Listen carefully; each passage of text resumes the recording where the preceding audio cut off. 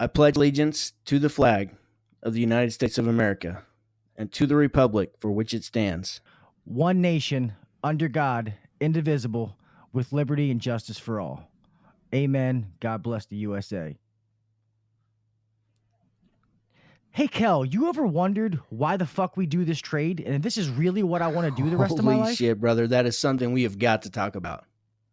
If you're trying to take your HVAC game to the next level, then buckle your seatbelt, crank up the volume, and try not to be offended. Because you're listening to the HVAC Uncensored podcast with Gil Cavey and Kelly McKay. Now, here's Gil and Kelley. What's up, all you crazy bastards? It's your boy Gil. We're in here for episode 7. Hell yeah. Having a great time doing it. And as always, sitting across the airwaves from Mr. HVAC millionaire, Kelly motherfucking McKay. What's up, brother? What's up? How you doing, man? How's business? Good, man. I'm not gonna lie. It's the weather here has kind of taken a turn. It was like 85 today. It's still been raining like crazy. So we're still steady, but we're towards like the little bit below steady. If you got my drift. It's still enough. Everybody's working. Today, I was actually a little bit later. Surprised. I've been getting off at usual times here lately, but today I had a nice little spurt where I had a couple sales calls come in like last minute and ended up getting 2 systems sold. Nice. So that was pretty cool off of a promotion we sent out like middle of the summer about discounting the system and shit like that. Fuck yeah. How about you, man? How are you guys doing? Doing good. I'll tell you what's happening is that we're slowing down a little bit and the guys are able to take a little more time with the customer and it's paying big dividends. I mean, we're slowing the process down. We're giving options, the repair versus replace scenario, and we've been getting some sales from it. So very fortunate to have them. It's same here. We've had a little dip in the weather, so it's a little cooler. But this week, when this podcast gets released, it's hot. It's hot this week. But things are good. I can't complain. It's been really good. We're actually thankful for this little dip in the weather. It's given us a chance to get caught up. I know a lot of you guys are looking forward to a dip in the weather because it's been hot, across the entire, maybe not up where Gil is at, but here in the Midwest and south of me, like Texas, I know our buddy down there, I mean, they're having like 110 degree weather still. Yeah, it has been pretty hot, and it's been hot here. You fucking Kansas boy, you shut your mouth. You leave my Maryland alone. But no, you are right. I mean, summer's going to start to be winding down. But one thing that I love that you just said, and it's awesome, your guys are making good on that more time they have with customers now. Is guys, that's a big thing. As the summer is closing down, and you start you're not being pushed from call to call, and you almost feel like you have to rush.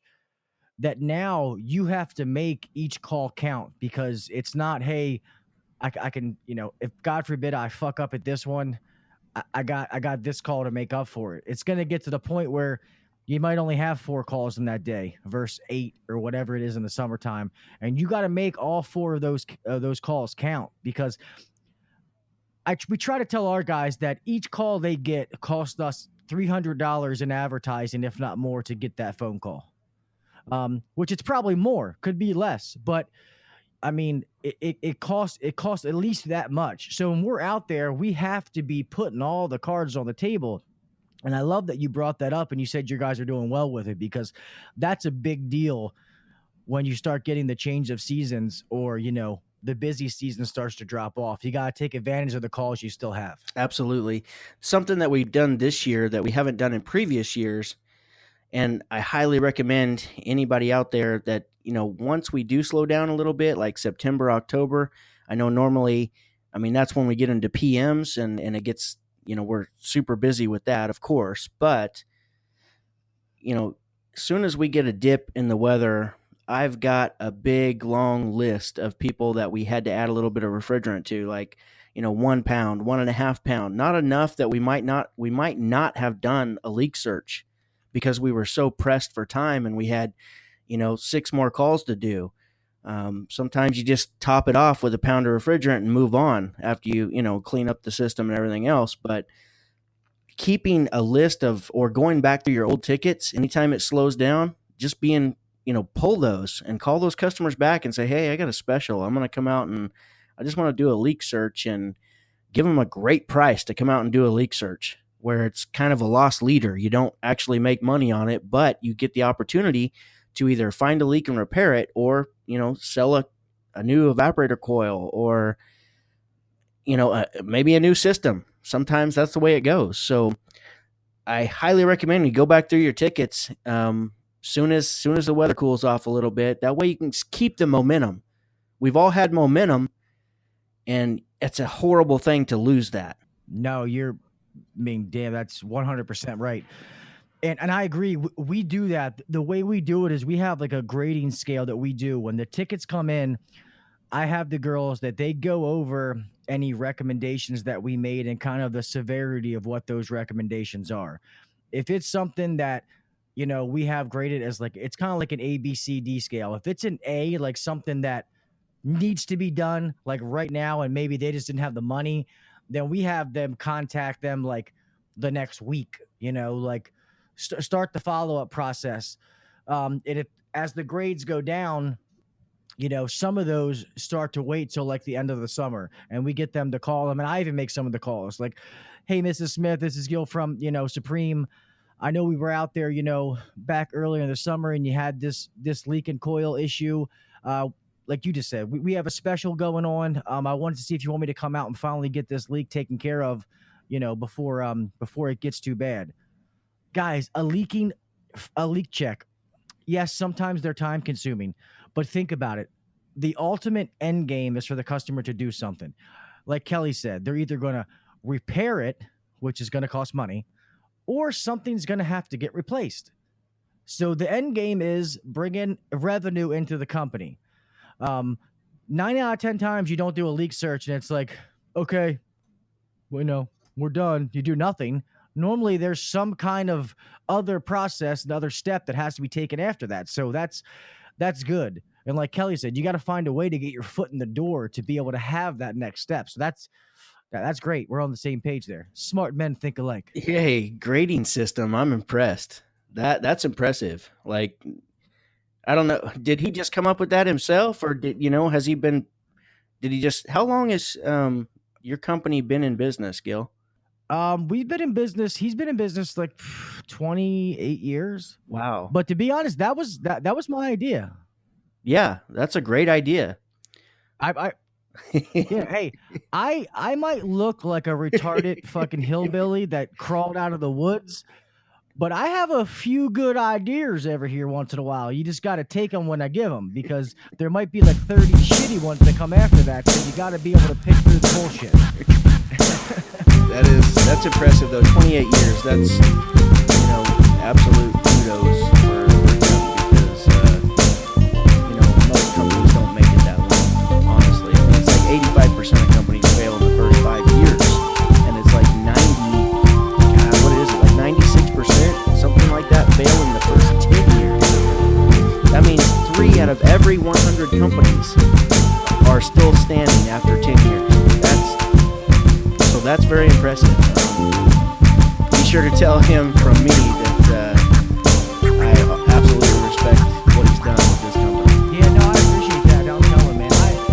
My owner is such a good man. I've learned so much from him, like business-wise, that it's not even funny. He put up with me years ago when he probably should have kicked me to the curb, but he only saw potential in me that I didn't see in myself. And he was actually a service manager for a very big company around here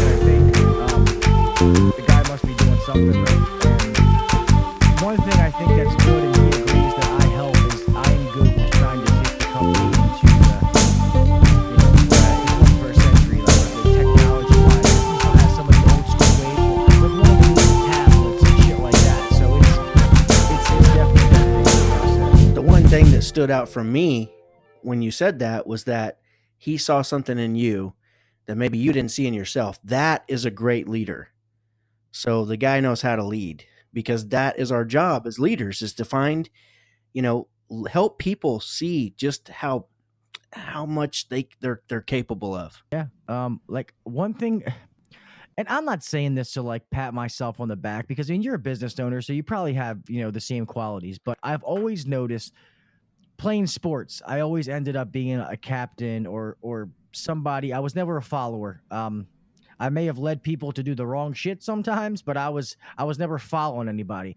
But every job that I've had, whether it be at a fast food restaurant, a fucking valet service that I did, I always rose to be some kind of supervisor or manager.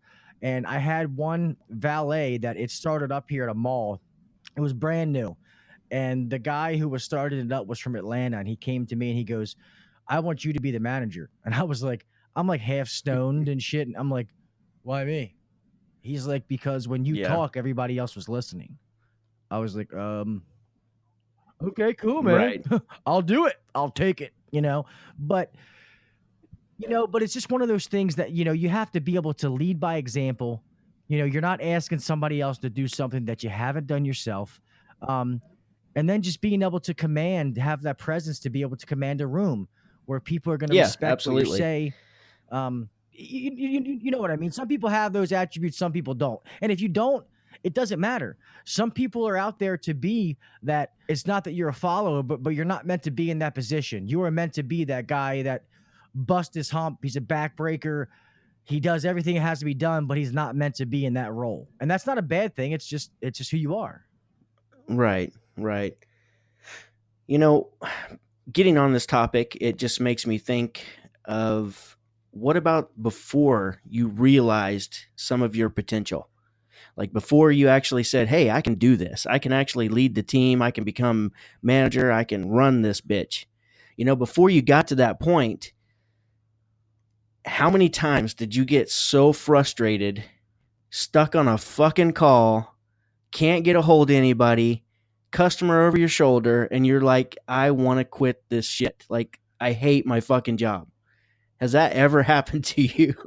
Dude, I can't even count how many times it's happened, Kelly.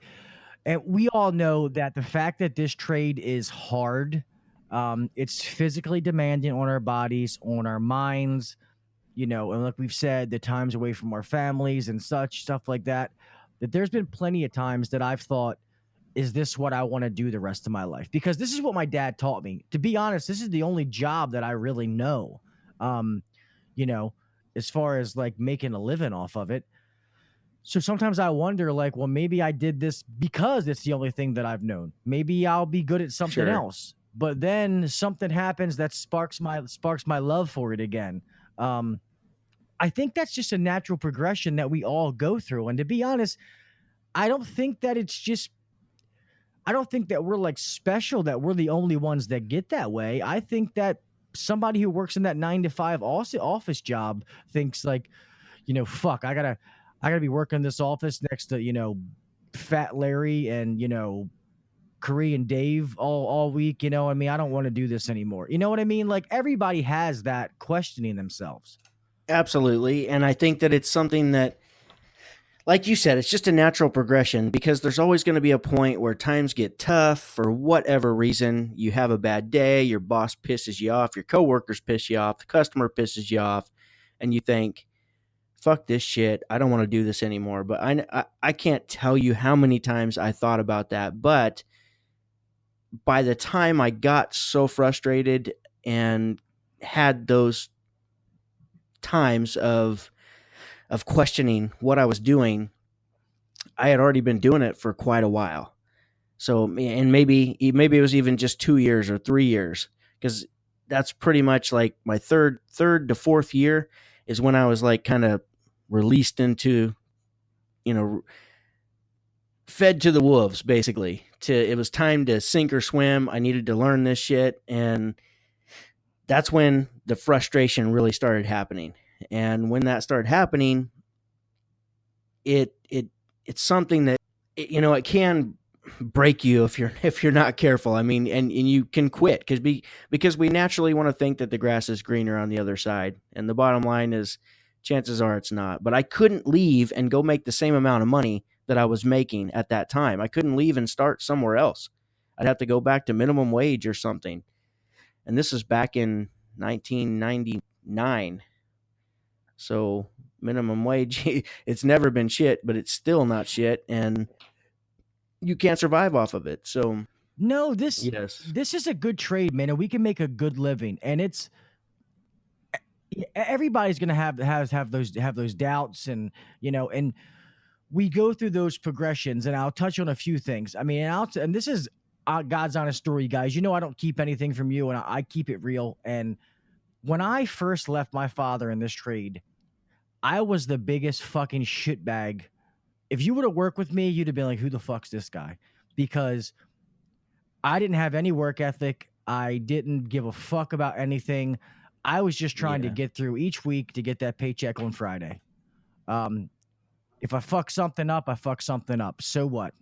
And then finally I got to a point where I was like, and to be honest, there wasn't really an event or anything that happened. It just, something happened to where I was just like, enough is enough. Like, I don't want to do this anymore. I'm not happy. And I just, this isn't me. And then I started actually thinking, like, I'm sick. And to be honest, let me backtrack. The root of it all is I was out there too soon. I didn't know as much as I thought I knew. So then I said, you know what? I'm going to start trying to learn this shit. And I'd already been to trade school, which didn't do dick for me. But that's just me. Then I started reading fucking books. I started watching YouTube and different things, teaching myself. I said, I don't want to step up to another unit and not know how to do something. And then that's just when I took off, dude. I couldn't feel that hunger inside of me for wanting more knowledge as fast as I could, as fast as I could bring it in. I wanted more. So that just tells you that I brought that up as far as the progression as stages, you know what I mean? And as far as your mental, how you're thinking about it. But the other thing, like Kelly said about the grass being green on the other side, that can be two different ways. As far as the grass being greener, as in if you switch jobs, as far as you do like another industry, other kind of job, or you always hear guys, oh, well, I'm going to go leave this company for, because I can get $1 more an hour. That same thing applies, guys, that the grass is not always greener on the other side. Obviously, we want to make good money. That's fine. But you got to think about the total package, and you have to be happy. Don't be that guy that hops around and hops around and hops around. Granted, sometimes is it going to take you a little bit to find the company that fits you? Yes. But don't be the guy every summer looking for a job, because you'll start to make a name for yourself, and then no decent company is going to fucking touch you. I'll let you. I'm over here blabbering, dude. I'll let you go in. It's a small world. It's a small world. So I know a bunch of the business owners in my area, and they're going to call me and they're going to ask me, hey, what do you think about this guy when that guy starts searching for a job? And I'm careful about what I say. Don't get me wrong. I'm going to be careful, but I'm still going to be honest. So, it can quickly become really tough to become employed if you're not pulling your weight. So the first thing is, before you think the grass is greener, make sure that you're doing everything you possibly can with the company that you're with right now. And if you feel like you are, but you want more, talk to management about it and help them, surely if you're that serious and you're doing that great, they're going to work with you to develop a plan to progress your career. Because if not, then you're going to have to go somewhere else. I just heard a story not very long ago. It was actually just last week. And it was just about this guy who, like, he was doing great. This young dude that was just killing it and great with customers, knew his job, did a great job. And the owners had been talking about giving him an advancement and giving him a management position and actually bringing him in as an owner. And so they had been talking about this for a while and had decided to go ahead and do it. Well, come to find out, the next week, the kid walks in, this superstar kid comes in and says, I quit. And he was going to another company. And they were like, what are you doing? You can't leave us. We're going to give you a portion of the company. And he's like, well, you didn't tell me. Oh, fuck. And he left. So if you've got somebody out there that's in your company, don't wait too long to let them know what your future plans are, because we all, that's part of what we all need, is to know that we're growing in some way. It's something, it's one of the human drives. So if you've got that superstar, make sure you have that conversation with them.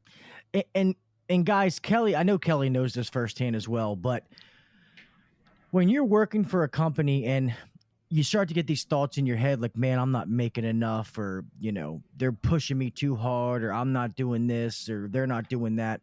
Sit down with your manager, your owner, whatever size company, whatever the first line of management is, and talk to them. And before you have that talk, sit down and really fucking check yourself. Have a fucking reality check and answer some tough questions. And the first one being, am I doing as much as I think I'm doing? Am I working as much as I think I'm working? And do I really, really deserve a raise? Okay, because a lot of guys leave over bullshit, and a lot of times, like Kelly just said, it's not even true. It's shit that you build up in your head, and it's not even the case. When guys, they think they're worth a certain amount and their company says they're worth this. Or say you make $25 an hour and a year has passed, and you think, well, okay, a year's passed, I should make $26.50. Okay, well, me as a supervisor, as a manager, and Kelly as an owner, I'm going to sit with you and say, well, what has changed since I met with you last year? And if you say nothing, just a year's passed, I'm not giving you a fucking raise. I hate to break it to you, okay? Because just because time passed doesn't mean I need to give you more money. And maybe I'm wrong, and I understand there's cost of living, stuff like that, but to me, no. You need to constantly be bettering yourself to the point where it's almost like you're a baseball player, a football player, you're a free agent, and you need to keep learning and doing things. Well, yeah, Gil, well, remember when you needed me to work those Saturdays that I was off, and I kept working for you. I've been trying to make myself available, even when I wasn't on call. I took those classes on my own. I really gotten better with my troubleshooting as far as on like low voltage wiring, and stuff like this. Bring all that little stuff out, because that shows value. Just the same way you're creating value to a customer, you need to create value to your boss of why you're worth a certain dollar amount. And that's how I feel about it, Kelly. Yeah, 100%. And we also are watching KPIs. So one of the KPIs that most business owners are going to be watching is your labor ratio, like whatever, as far as how much money that you produce for the company versus what you were paid. I'm looking for in my company, I know through EGIA, just some of the free videos that they had given me, that they say that there's like 22% is what we're looking for. That's like an industry average. So depending on what that tech or installation guy, whatever you do, like if you're an installer and you're the top installer and you take a helper with you, so you like run the job, you run your own crew. Well, for us, whatever that job sold for, you get a portion of that allocated towards your revenue that you're bringing in for the company. And I want to make sure that that's in check, because if if it's way off guard or way off balance, I could be paying you way more than what you're bringing to the table. So that's something we always look at. And so that's more about production. We have to have production. But I'm not sure where I was going with that, Gil. I wanted to just say that just like what Gil was saying, what do you bring to the table? How have you upped your skills? And part of that skills is your production. Yeah, no, and you're absolutely right where you were going with that. You had a great idea, Cal. It's first, and that's one of the things that I missed on is your production. I get guys all the time is, okay, every company has what's called, well, what I call it is a loaded labor rate. Okay, that's what that company needs to make each truck per hour to keep the doors open. So that is to pay for the technician in the truck, the girls in the office, the rent, the lights, and so forth. Um, so if I give a guy 4 calls a day, and we already said that each one of those calls probably cost us $300 in advertising to get the call. Okay, then we're paying that loaded labor rate for somebody to be out there. That, okay, we need to be producing income. Yeah, you're going to have some of them low ones, but you got to have some of them $2,000 tickets to kind of average out. Like I've said numerous times, we look for a $500 average, which is very, very attainable. Trust me, I've proved it to my guys time and time again. But you have 4 calls and you're thinking like, hey, I got my 8. Okay, but how productive were you today? Okay, you had 4 calls and each call's got you, it took you 3 hours to do a job that takes 45 minutes. Okay, that's not being productive. That's not being efficient. Okay. The same with like installers. One thing that we do is if I bid a job and install, and if I've tallied up inside my bid that I think that this job, it's a little tough. It should take 12 man hours let me say 24, 2 guys, 12 hours to do this job. And you guys get it done in 8 hours. After a month and no callbacks happen, there's nothing wrong with that system. I will give those guys a bonus because they just made more money for the customer. Even if I split that time, we're still making more money, and those guys are getting a little spiff because they did the job right and they did it faster.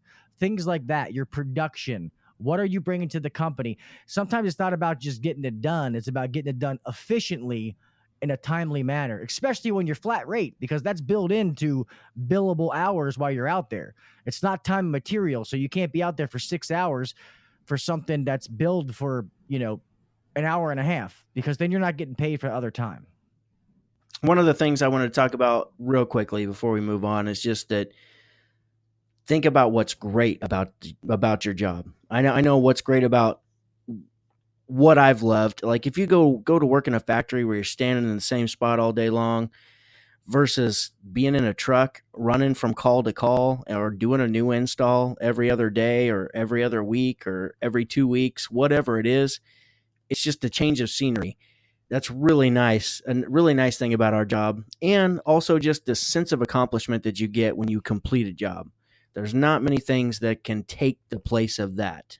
Just how much more confident and how good it makes you feel to be able to, build something from scratch and put all these intricate pieces together into a working system.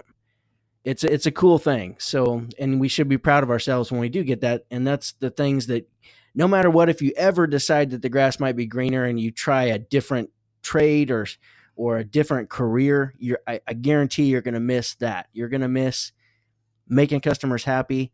You're going to miss that sense of accomplishment that you get every time you finish a call or an installation. I know I would, man. I'm a problem solver. I like to solve problems. And I'm a people person. I have a motor mouth, in case you guys don't know. That's why there's a microphone in front of it right now. I like to build relationships with people. I just do, and I like to solve those problems. That's why I love this. And I know this is cliche, and you guys have probably heard this. Yeah, is that if you love what you do, you'll never work a day in your life. I know our job gets hard and there's some days that I hate it, but I honestly, I love what I do. I like working with my hands. I mean, I've done this since I was a kid. I mean, it reminds me of my father who's not here anymore. I do. I love what I do. There's good days and bad days, but that's with any job. But with that being said, this job isn't for anyone. So some of you guys, maybe the grass is greener for you. If you wake up every day and you are miserable, I mean, like you have to force yourself to come here, then maybe this isn't for you. I mean, when we say the grass isn't always greener and, stuff like that, it's the guys who are just, like Kelly said, just having a bad day. You had a shitty customer, your boss dug in your ass. It was just one of those days where every fucking call sucked ass. That's different than every day you come in. It's like, I hate this fucking job. That's different. And And I hate this job because I don't like the company, and I hate this job because I hate this kind of fucking work is two different things. But this job isn't for everybody, guys. It's not. So to the guys who make it 30, 40 years in this trade, hey, matter of fact, I'm gonna give this to you guys. To the guys that have been I'll say 20 plus years in this trade.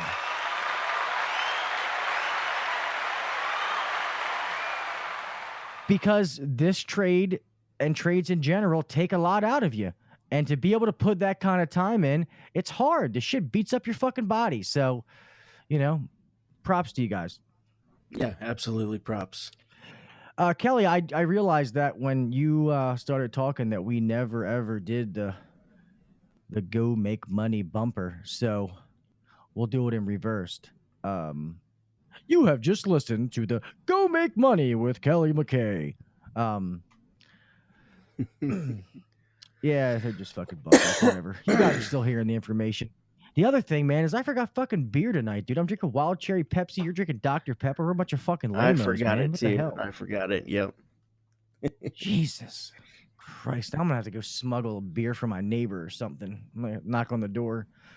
But, all right, guys, let's move on to the next part.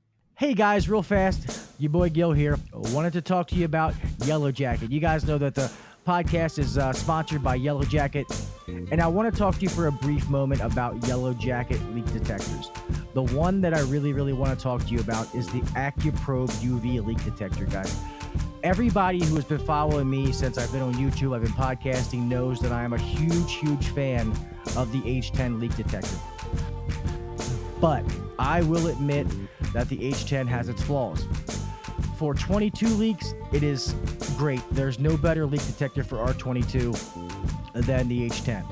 And I have done reasonably well for 410A leaks. I really have. I've had to dial the ticker down a little bit on low to be able to find some of them, but I've normally found them until I have tried the AccuProbe UV leak detector from Yellow Jacket. Guys, when it comes to 410A leaks, this thing is a bad biatch. I'm serious. This is that hot chick with the big old ass and the big old boobies that you need to get on that shit, okay? This thing is, I'm not sure of the exact price, but I know it's reasonably priced for what you get. It's cheaper than the H10. And let's be honest, I mean, R22 leaks are going to be a dime a dozen here soon because there shouldn't be many systems out there with R22. So if you guys are in the market for a leak detector, trust me when I say you should be checking out the AccuProbe UV leak detector from Yellow Jacket. All right? You can check them out, the whole line of leak detectors at www.yellowjacket.com. And remember, 66 years of expertise built into every tool. Yellow Jacket. Are you new to the HVAC business or looking to get into the HVAC business? You want to become, a better technician? Maybe you're an installer and you want to learn service? This is just what we were talking about earlier is, what courses can you take? Well, I've got one for you that's called HVAC Service Ready.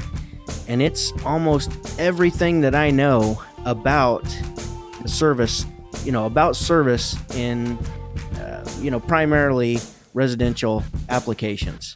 So I can teach you, and I will teach you about airflow, just anything and everything. Service. Service is what's in my heart. It's what I've done for the majority of my 22-year career. So I never went to school for it. So everything that I teach is easy to understand because I try to explain it in a way that makes sense. I don't get super technical with anything. So if you want to up your service game, check out HVAC Service Ready. It's not for a 20-year veteran. It's for the guys that are probably 5 years or less, or if you've been installing forever and you want to learn the service part of it.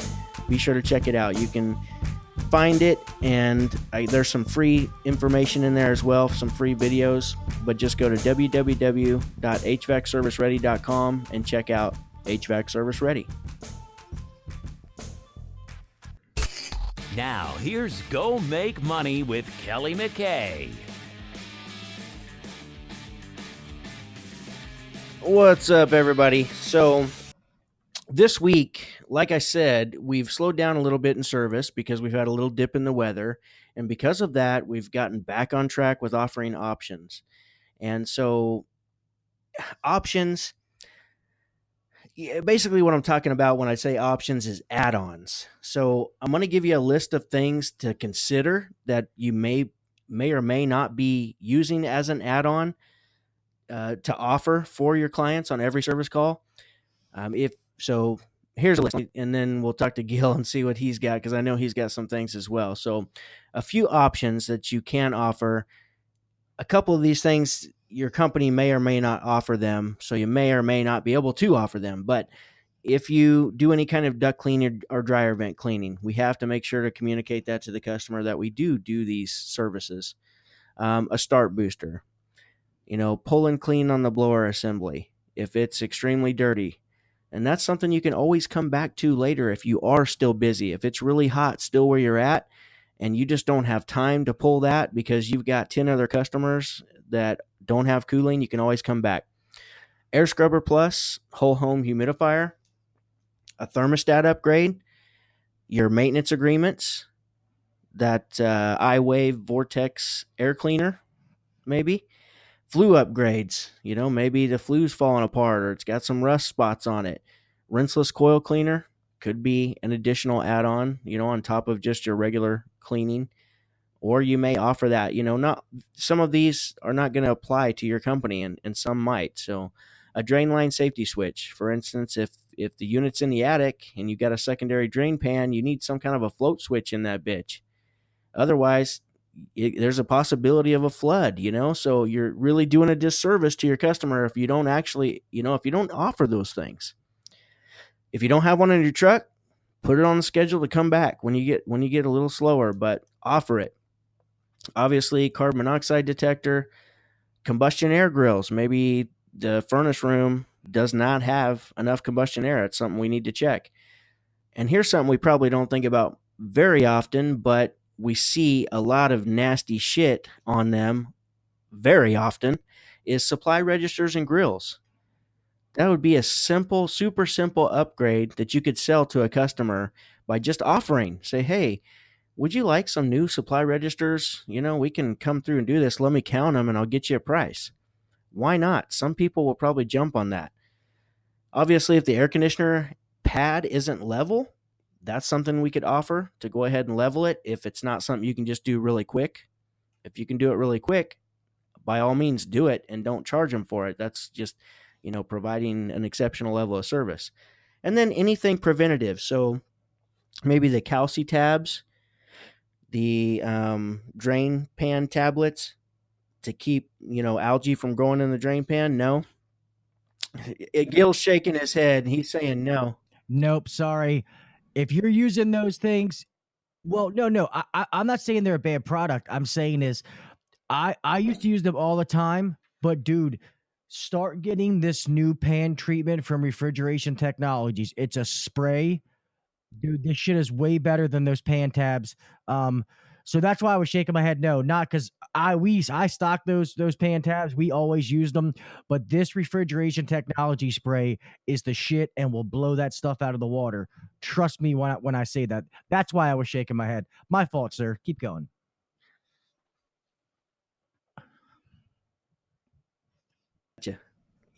You're good. That's pretty much all I got. I mean, the bottom line is there are things that you can offer just on any particular service call that can be an upgrade of some type for the customer. And the main thing is that, we don't ever want to offer them something that they don't need. Now, I'm not going to say don't want to offer them something that they don't want because maybe they don't know about the product and it's your job to inform them of the product and what it can do. And they may actually want it once they learn about it. So that's not your job to decide that.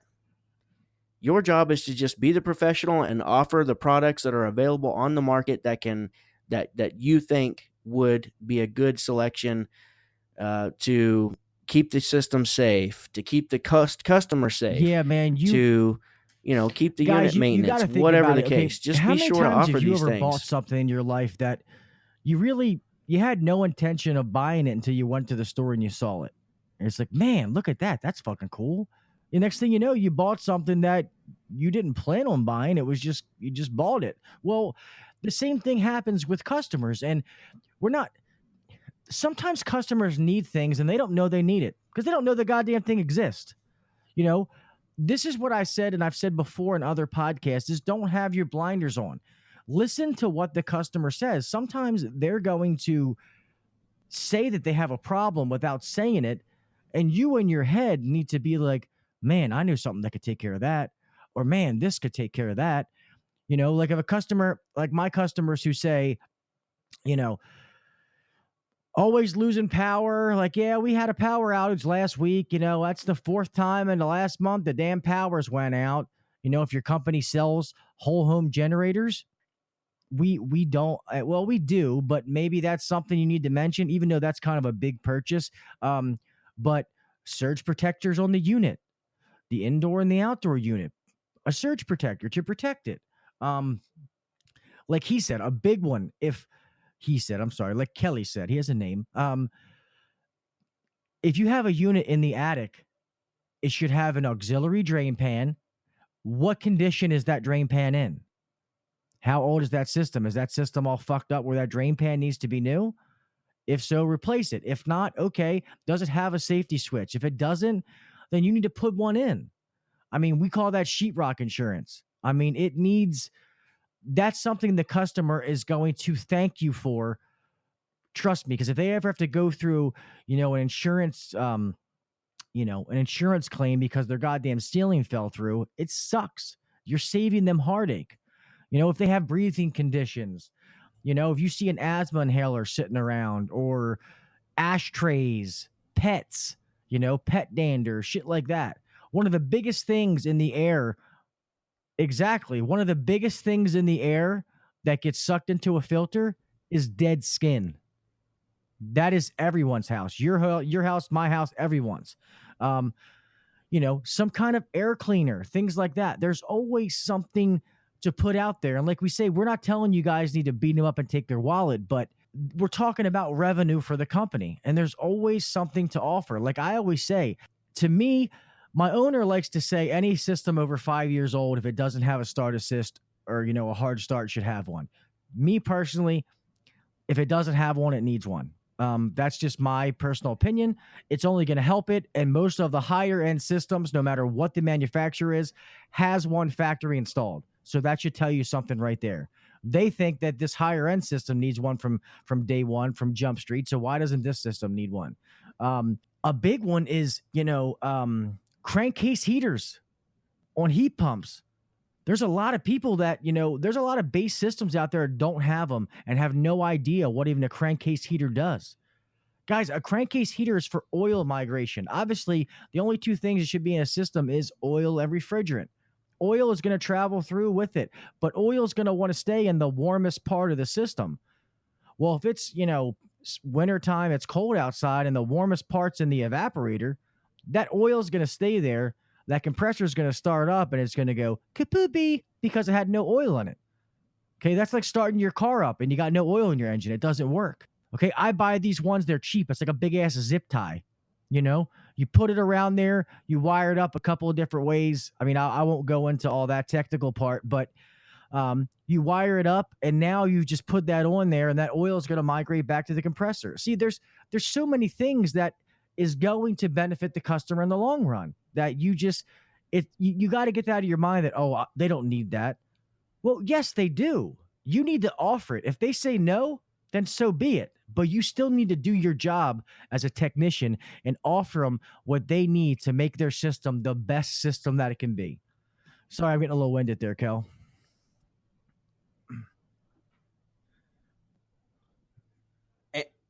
Yeah. And to improve their indoor air quality, everybody, a great question to ask. A lot of times to get to some of these and to determine what's right for that client might be just asking the right questions. So one question that's a great question to ask is, who in the home suffers from allergies? Then You can say, and they're going to say, "Oh, Sally or Tom," or they'll say, "Oh, no, we're good." But at least you got some information. So if you had to tell me what was the hottest room in the house, what room would that be? That's another great question. All of these are just fact-finding questions. So you can, besides for observing, take the blinders off and observe the house, observe what's going on in the home. You got to make sure and just ask some great questions. If your system, when your system is working right, is there anything that you would like to change about it? That's another great question, because a lot of times it may be working, but it'll never it runs all the time. It'll maintain 73, but it runs nonstop. Well, what temperature would you like to set it at if you could set it at any temperature? Well, we'd like it cold. I like it 70 degrees. Okay, well then that gives me information. When I go diagnose and check the system, I may find that it's just doing everything that it can, yet it's just not enough. Like it's maxed out at its capacity. So then I can have that conversation about, I found the system's 20 years old. I added a little bit of refrigerant and my superheat's not coming down. It's just really not taking any more refrigerant. The compressor is just doing everything that it can. In order, if you really want to be a lot more comfortable and get it down to 70 degrees, then let me give you some options on a new system. And you'll be shocked at how many people say, okay, great, because you're solving a problem. Every homeowner has problems with their heating and air conditioning system of some type, unless they've been your customer for years and years and years and you take care of them every single spring, every single fall. And you've probably caught most of their issues at this point. But there's probably a big, long list of customers that you've never had these particular conversations with, and it's time to have that conversation. Also, you can just ask them, "Hey, would you like to upgrade your thermostat? Looks like this one's been here for a little while."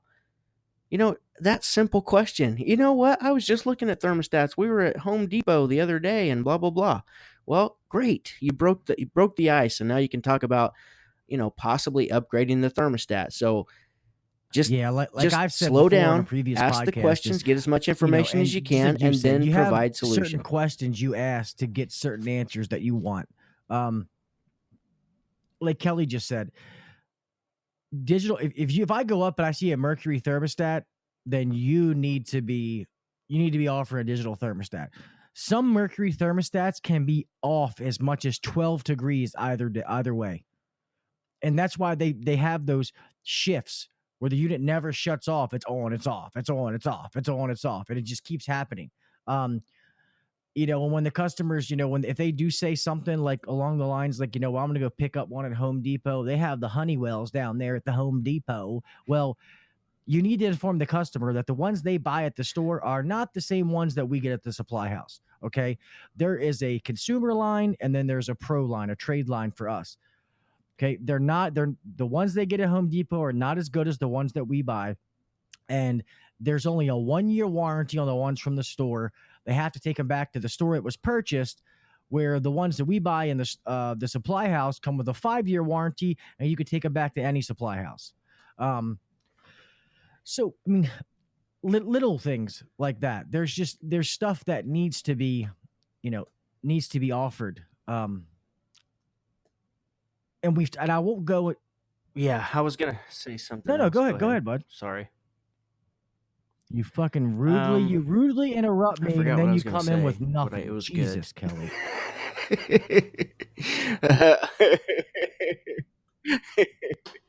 I bet it was. It was very insightful, but no, I think that it's something that, hey, look, we're technicians, right? So if you are a technician, we love to talk about technical shit. We love it. I mean, it took us a long time to learn it, and we like to share that knowledge. Most of the time, your homeowners, the majority of them really don't give a fuck. But by asking questions, you get to build some rapport, and you get them talking, get them to answer your questions, well, then you get to talk about some technical shit. Exactly. And so we get to do what we love. One thing that I know when we ask the right we talked questions. about, I think it was maybe the first, second podcast that we talked about it way more than we had planned on, was maintenance contracts, service contracts. But guys, this time of the year, as the summer's winding down, that's when this is going to come into play, and it's going to be very, very important. So every customer that you go out to, if they don't have a service contract with you, you need to be offering it. That's simple.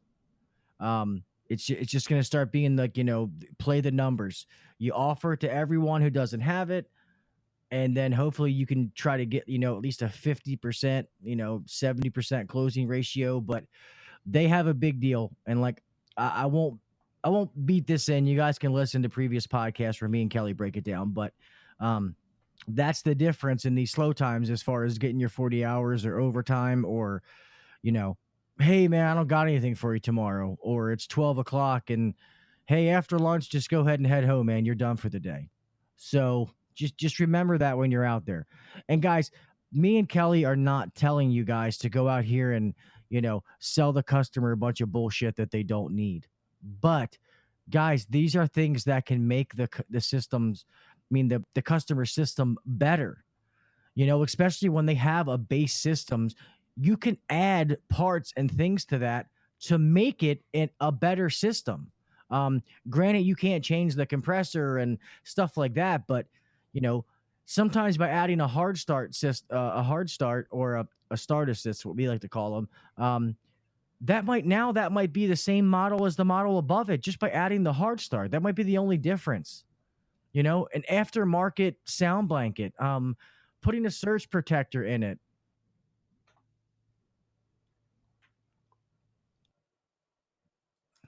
That's what I was going to say. The sound blanket, if it's next to a deck, it's summertime, they're outside grilling and shit. They want to be able to talk to each other. But every time the unit kicks on, it's too loud guys, and noisy, so they got to raise their voice. Well, for one, sell them a don't sound do blanket. a disservice to your customer because you're selfish. And that's the truth. Don't be naive, don't be selfish, and don't be ignorant, okay? Offer your customer, and I'm not saying offer, it's not a one size fits all. It might be different for certain customers. You need to base what you're offering off of what's going on with their system.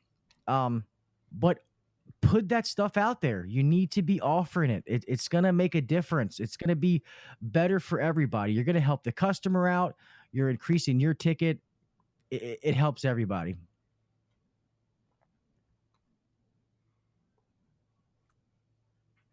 And like Gil said, with it having a base system, when you add these additions to it, like the compressor blanket, or you add some type of indoor air quality product, believe it or not, guys, this is what they're going to talk about.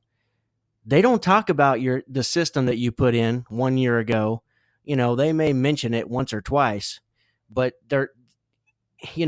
it's just something that they kind of take for granted, I guess. We all kind of take heating and air conditioning for granted because we're so used to living in it nowadays. But the thing is these extra accessories that keep the lights from dimming every time the unit kicks on, that now they can have a conversation out on the back porch while grandpa's grilling, or they don't have to talk so loud, or now the neighbor doesn't complain anymore every time the unit kicks on.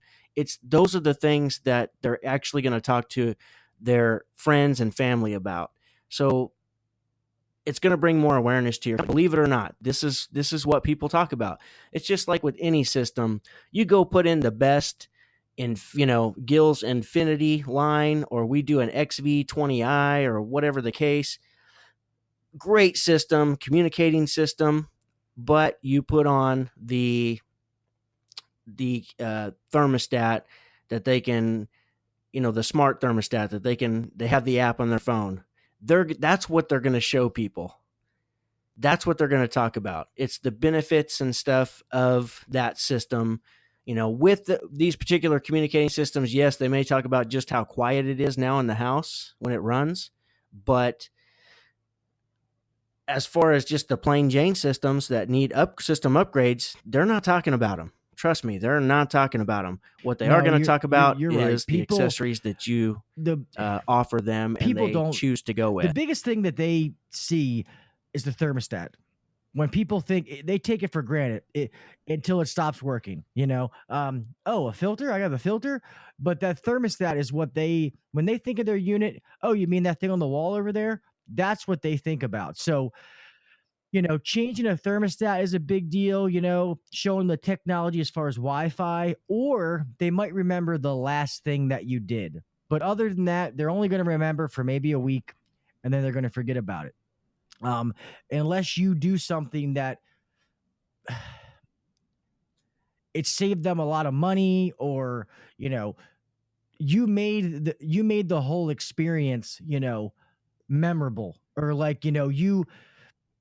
they left there like, damn man, Kelly, like that was awesome, like he really did a good job, like I'm gonna recommend him, or I want to call his boss and I want to call in and say like he really did a good job. Or like we said earlier, if they have a problem and you solve it, and then they're talking, say they have a problem with, odors in the home, and you put in some kind of air cleaner, whatever one that you sell. I won't hold it down to a brand, and you install one and it takes care of it. Oh man, the house smells great. I was cooking fucking garlic fish and it doesn't smell like it anymore. And she's talking to her girlfriend and she's like, I got this. It's goddamn cats running around here. Fucking house smells like cats. Oh, well, Supreme or, McKay or whatever was just out here and they put this air cleaner in my house that supposed to kill all these viruses and takes care of smells. You should call them about doing this. Shit like that. That's what's going to happen, Yeah, absolutely. Absolutely. Yeah. All right, there. That's why we got to offer them. You have to offer them. Guys, your job is to offer it and document it. If they say no, that's fine. Just offer it and document it. And one thing I want to say, which is kind of like a day late and a dollar short, but one thing that I always tell people that's a very big pet peeve of mine. If a customer is not your service contract customer, it's just a customer that you're going on to that called you, every system that you go on, you should be blowing the drain out. Every fucking system. That's just something that should be on the ticket that you need to do it. A lot of guys think of blowing out drain as, oh, that's something simple. No, actually it's not, because that drain, water damage could fucking destroy a company faster than a lot of other things. Okay. Refrigerant leak. Yeah, it sucks. System's not working. Customer's pissed. Got to go out and recharge it. Okay. That bitch starts leaking water and fucking ruins a ceiling or ruins a fucking basement. Then you're talking insurance claims and, people are fucked. So you need to take that, put a little bit more preface on that when you're doing that, is to make sure that you blow every drain out, every one that you touch. To me, if they're a maintenance customer and I'm out there, I'll blow it out anyway. Obviously, they're not going to pay for it, but I'm going to blow it out every time that I'm there. So just a little something to think about. But let's start closing this down, Kel. We're getting about that time. We don't want these guys falling asleep at work or on their lunch break or whenever the fuck it is they listen to us. But all right, guys, we're going to go ahead and close this down. As always, as we say every week, we thank you guys so much, each and every one of you, for showing us support every week, man. We would be nothing without you guys. Don't forget to download and subscribe to the podcast on whatever podcast app that you're using. There's iTunes, there's Stitcher, there's Google Play. If you use an app that we are currently not on, please let us know. Email us at hvacuncensored@gmail.com. We'd be more than happy to get that up there. And guys, go over and check out the YouTube channel. I know it's been dormant for a little bit, but there's a lot of new things coming to the channel. Content that's going to be out there, I promise you. Reviews, vlogs, videos of me doing work, actually working. So please don't forget to go out and check that out. Go over and subscribe to Kelly's HVAC Millionaire page.